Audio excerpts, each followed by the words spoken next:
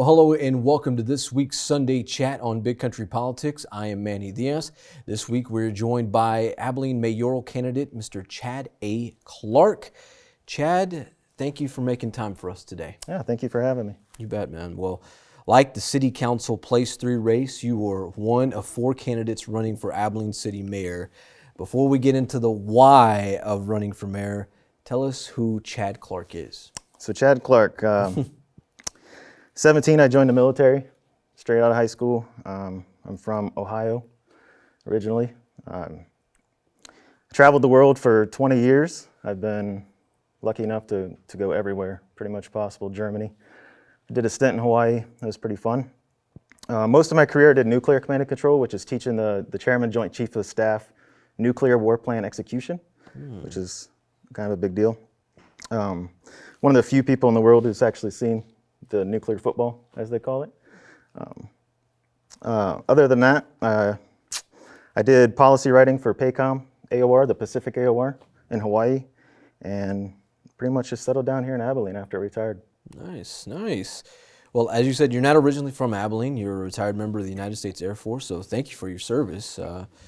Tell us why you decided to run for this office here in Abilene.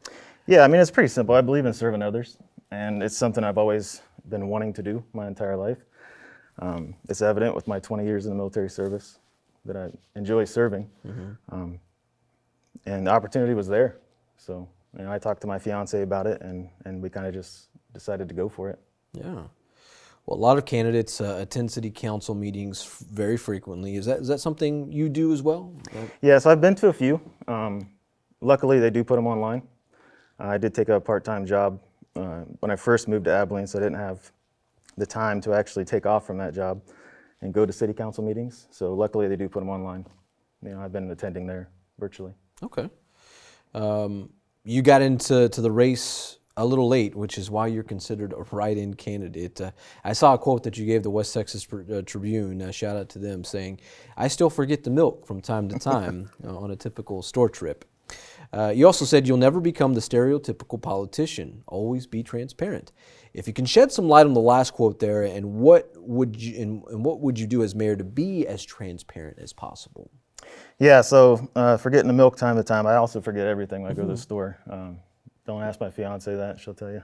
But I do forget the milk from time to time. I was late registering to vote here in Texas. I've always been a registered voter in the state of Ohio for my entire 20 years I've been in the service. And basically just being transparent is letting the people know what the city is doing for them constantly. And it's not just, you know, on a twice a month basis during city council meetings. We need to let them know every day. Now this is, you said, before we came on camera here that you've never ran for a political office. Is that, for some folks, they some people prefer maybe somebody with a little bit of experience in that realm. Others maybe perhaps like the Donald Trump type of thing where you're the voice for the people. But in terms of not having that particular experience, do you feel that benefits you or maybe handicaps you at some point? I think it benefits me, to be honest with you. I mean, it's right now you have people that they'll say pretty much anything just to get elected. And then they get elected to city council and they sit back and they do nothing. That's not, not being the stereotypical politician. That's something that I kind of want to break the realm of. If I say I'm going to get something done, something's going to get done.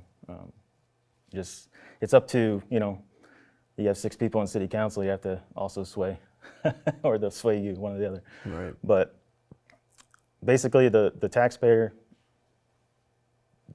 the things they want done, is kind of what I'm going to get done, if that makes sense. We'll get into that here a little bit later. All right, Mr. Chad A. Clark, our guest this week on Big Country Politics. This is our Sunday conversation. When we come back, we'll talk a little bit more about the issues that Chad is passionate about and certainly what he's hearing on the campaign trail. That and more right here on Big Country Politics. Well, hello and welcome back to Big Country Politics. This is our Sunday conversation. I am Manny Diaz. This week we're joined by Mr. Chad A. Clark. He is running for mayor here in the city of Abilene. Chad, I always enjoy asking this question to our candidates because the answers they always vary because it's depending on how you campaign. Some walk, some go to various events. But while on the campaign trail, what is something that you've heard from constituents in terms of what the mayor and the city council could do better? Yeah. So what could they do better? Basically, from what I heard, is just being more accessible in city council. Right now, they do city council meetings at 8:45, 9 o'clock in the mornings, and your average person who's making $9, $10, $15 an hour can't take off that time twice a month to go to city council.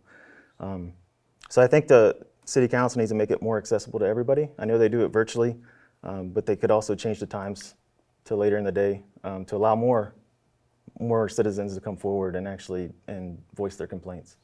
Have you given any thought to maybe what a time change would look like, or what you would propose?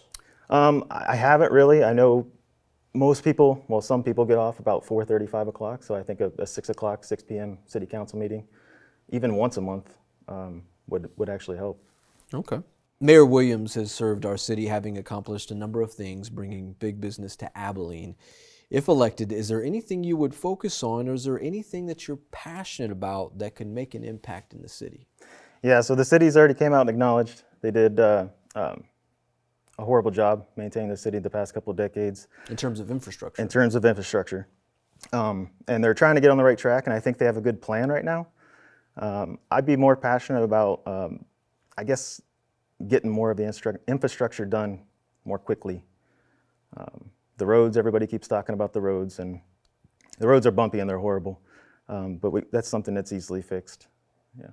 Usually those things are done, they're blocked off in a number of years, and a plan with that, I guess, is kind of if you were on the other side of the other side of the podium there, is that something that have you thought about that in terms of like how you would kind of block off funds for things like for particular projects like that?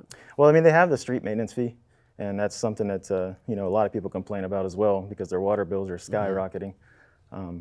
I think the street maintenance fee would probably do better elsewhere. I mean, we pay car registration fees, we pay all kinds of taxes on other things. Why can't we, add that in there, maybe up the registration fee just a little bit per person? I think I would find better ways to use better ways to find the where the tax should go. And divvying it out, I mean that's all in the city budget. So that's something that's easily done. The city has a pretty good budget right now. Okay.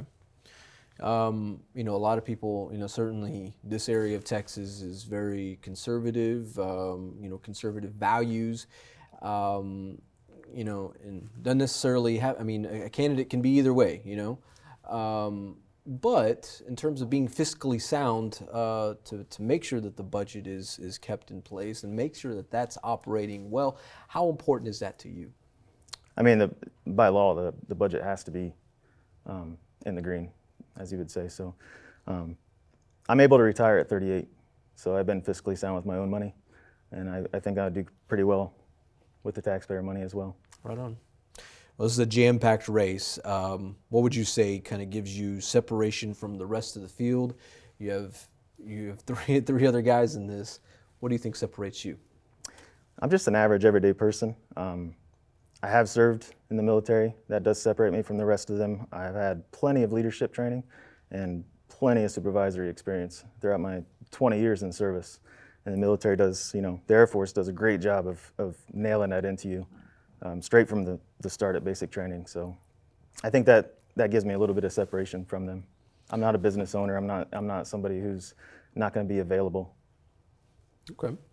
For those who are interested in knowing more about you, or perhaps reaching out to you, how can they find out? How can they find you? That's pretty easy. So all social media, it's me, Chad Clark. You can find me on pretty much any platform out there. Facebook? Facebook, Instagram. Instagram. Okay, you on the gram too? I am, yeah. TikTok for now until we'll see what happens with that.